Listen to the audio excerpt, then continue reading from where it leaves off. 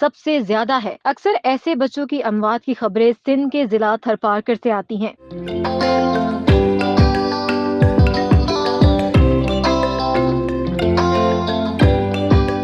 اقوام متحدہ کے ادارے یونیسیف کے مطابق پاکستان میں ہر 1000 میں سے 54 بچے موت کے منہ میں چلے جاتے ہیں، جس کی وجوہات بہت سی ہیں۔ عالمی ادارہ صحت بھی یہ کہتا ہے کہ ہر پیدا ہونے والے بچے کو کم از کم 6 ماہ تک ماں کا دودھ پلایا جائے، اور یہ سلسلہ 2 سال تک جاری رہنا چاہیے، کیونکہ ماں کے دودھ کا کوئی متبادل نہیں۔ ان تمام باتوں کو مد نظر رکھتے ہوئے حال ہی میں صوبہ سندھ میں پہلا شرعی ملک بینک قائم کرنے کا دعویٰ کیا گیا، جس کی معاونت یونیسیف کر رہا تھا۔ اس ملک بینک کا افتتاح محکمہ صحت سندھ کی سربراہ ڈاکٹر عذرا پیچوہو نے کیا تھا، لیکن اس ملک بینک کے اعلان کے ساتھ ہی یہ منصوبہ تنازعات کا شکار ہو گیا۔ ملک کا پہلا ماں کے دودھ کا بینک کھلنے کی خبر نے سوشل میڈیا کے ساتھ ساتھ مذہبی حلقوں میں بھی ہلچل پیدا کر دی۔ ایک جانب وہ مائیں جو ماضی میں اپنے بچوں کو مدر فیڈ نہ ملنے سے مشکلات کا سامنا کر چکی تھیں، انہوں نے اس اقدام کو سراہا، جبکہ بعض حلقوں نے اس تشویش کا اظہار کیا کہ اس سے انسانی دودھ کی تجارت شروع ہو جائے گی۔ یوں جون کے پہلے ہفتے میں جب اس ہیومن ملک بینک کے قیام کا اعلان ہوا تھا تو 16 جون کو دارالعلوم کرنگی کے مفتی تقی عثمانی نے اسے غیر شرعی قرار دینے کا فتویٰ جاری کر دیا۔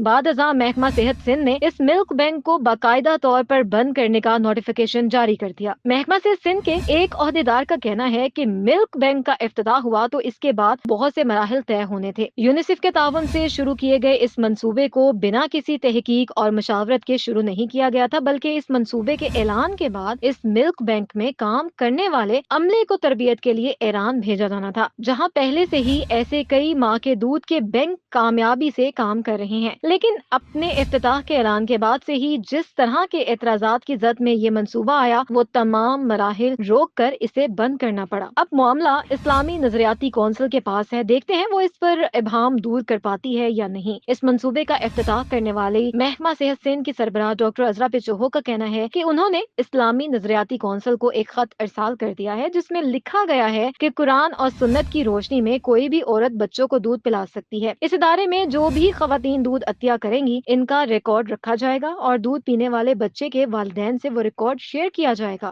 ڈاکٹر عذرا کا یہ بھی کہنا تھا کہ اس ملک بینک میں کوئی خاتون بچوں کو براہ راست بریسٹ فیڈ نہیں کرائے گی۔ عطیہ کیے جانے والے دودھ کو لے کر ہمارے عملے نے اسے بیکٹیریا سے پاک کر کے فریزر کرنا تھا، جس کے بعد بچوں کو وہ دودھ ٹیوب یا سرنج کے ذریعے فراہم کیا جانا تھا، کیونکہ وقت سے پہلے پیدا ہونے والے بچے یہ دودھ خود نہیں پی سکتے۔ Sindh institute of child and neurology انہوں نے ایک اعلامیے میں کہا تھا کہ ماں کے دودھ کا یہ بینک دارالعلوم کراچی سے فتویٰ لینے کے بعد ہی قائم کیا گیا تھا۔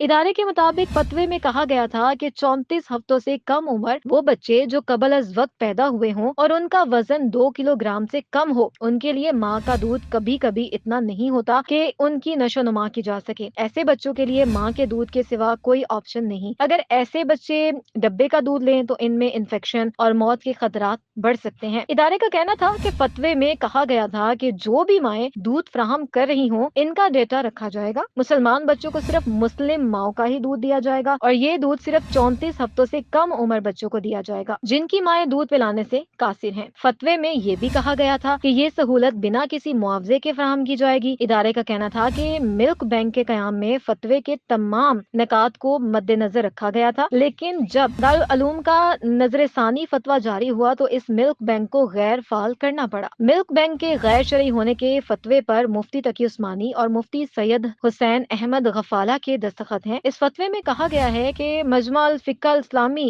جدہ نے بھی ملک بینک کی معاونت کی قرارداد پاس کی ہے۔ مفتی تقی عثمانی کا یہ اعتراض سامنے آیا کہ ہیومن ملک بینک کے قیام سے حرمت رضاعت کے حوالے سے سنگین مسائل جنم لے سکتے ہیں۔